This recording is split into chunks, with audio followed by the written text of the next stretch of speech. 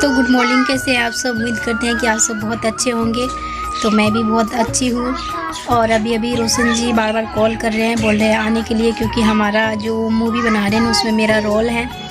तो मैं जा रही हूँ रेडी होने के लिए, यानी साड़ी वगैरह पहनने के लिए जा रही हूँ। और पता नहीं क्या रोल है, क्या बोलना पड़ेगा। तो वो मूवी का सीन भी है, यानी जब वीडियो बनेगी अपलोड होगी तो इस चैनल पे भी हम डालेंगे, तो आप सब ज़रूर देखिएगा। अभी फ़िलहाल जा रहे हैं, पता नहीं क्या रोल है तो वो देने के लिए। तो पहले हमें फटाफट साड़ी पहनना पड़ेगा, तो आप सब बने रहिए।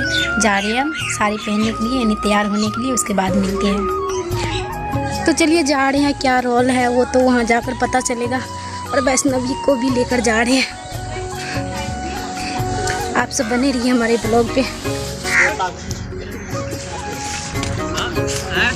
सब और से बताओ, और सब ठीक बा चाय मंगावा, तनी चाय पी ले जाओ। मंगावा चाय मंगावा, भूख लग गई, चाय पी ले।